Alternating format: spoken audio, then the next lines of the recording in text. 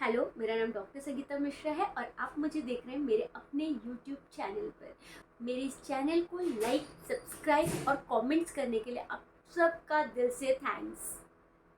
आज मैं बात करने वाली हूँ कि होम्योपैथिक, एलोपैथिक और आयुर्वेदिक किस तरह से एक दूसरे से अलग हैं और कैसे इनकी जानकारी होने पर आप अपनी बीमारी का ट्रीटमेंट ले सकते हैं। बात करते हैं एलोपैथिक की। एलोपैथिक जो होता है वो डिजीज़ के बेसिस पर या डायग्नोसिस के बेसिस पर उसमें ट्रीटमेंट दिया जाता है। जैसे किसी इंसान को बुखार है, किसी इंसान को फंगल इन्फेक्शन है, किसी इंसान को बैक्टीरियल इन्फेक्शन है, तो उसी के आधार पर उनको बुखार के लिए दवाई दी जाएगी। फंगल इन्फेक्शन है तो एंटी फंगल दी जाएगी और अगर बैक्टीरियल इन्फेक्शन है तो एंटी बैक्टीरियल ट्रीटमेंट दिया जाएगा।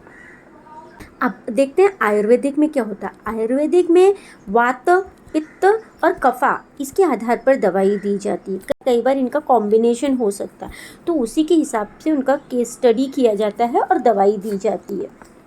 अगर मैं होम्योपैथिक की बात करूँ तो होम्योपैथिक में बीमारी जो है उस बीमारी से मिलती जुलती दवाई दी जाती है। लॉ ऑफ सिमिलर के बेसिस पर दवाई दी जाती है। पेशेंट का जो बीमारी है, उसका जो नेचर, बिहेवियर है, उसकी बाकी जो फिजिकल चीज़ है, वो जो है उस दवाई से मैच करना चाहिए, तो ही वो दवाई पेशेंट की जो प्रॉब्लम है उसको जड़ से ठीक करती है। अगर मैं साइड इफ़ेक्ट्स की बात करूँ तो एलोपैथिक अगर एक्यूट केस में लिया जा रहा है तो मुझे नहीं लगता इसका बहुत ज़्यादा साइड इफ़ेक्ट्स होता है। बट अगर केसेस में इसको लिया जा रहा है तो डेफिनेटली उस मेडिसिन के साइड इफ़ेक्ट्स होते ही हैं। There are so many medicine जिसके एडवर्स इफेक्ट पेशेंट में देखे गए हैं, जैसे कुछ स्टेरॉइड्स वगैरह है, पेन किलर का यूज़ या एंटीबायोटिक्स का रेगुलर यूज़, ये कहीं ना कहीं बॉडी में अफेक्ट करने लगता है। आयुर्वेदिक की मैं बात करूँ तो आयुर्वेदिक में बहुत ज़्यादा साइड इफ़ेक्ट्स नहीं देखा गया है, लेकिन आयुर्वेदिक को क्रूड फॉर्म में लिया जाता है।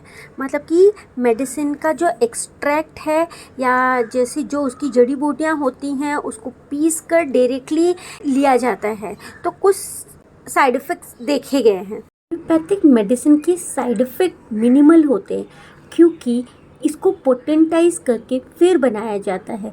जो भी क्रूड फॉर्म में मेडिसिन अवेलेबल होती हैं, चाहे वो किसी भी फॉर्म में हो, एनिमल फॉर्म में हो, मिनरल में हो, एनिमल से ली गई हो या किसी और सोर्सेज से ली गई हो, कर उसको क्रूड फॉर्म में लेकर उसको पोटेंटाइज किया जाता है।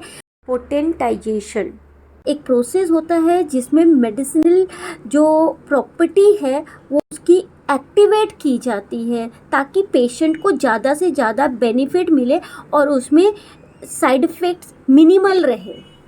और इसके रिज़ल्ट भी कितनी भी पुरानी बीमारी हो उसमें बहुत अच्छे रिज़ल्ट दिखते हैं और इस पेशेंट को ये मेडिसिन खाने में भी कोई प्रॉब्लम नहीं होती क्योंकि ये स्वीट होती है टेस्ट में, और कॉस्ट वाइज भी अगर देखा जाए तो ये इतनी एक्सपेंसिव नहीं है।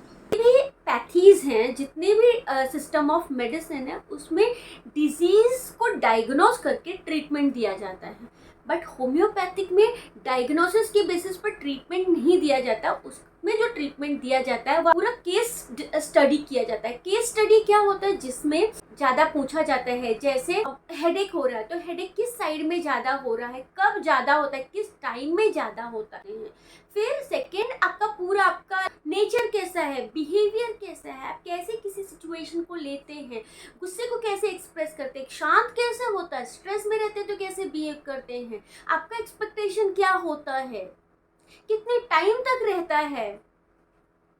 तो ये सारे जो चीज़ें हैं, छोटी छोटी चीज़ें हमारे लिए बहुत इंपॉर्टेंट है to give you right remedy. तभी हम आपको सही दवाई दे पाएंगे। जब तक आप अपनी हिस्ट्री के बारे में, अपना बिहेवियर, अपना माइंड, अपना स्ट्रेस फैक्टर नहीं बताएंगे, आपको सही दवाई दी ही नहीं जा सकती है।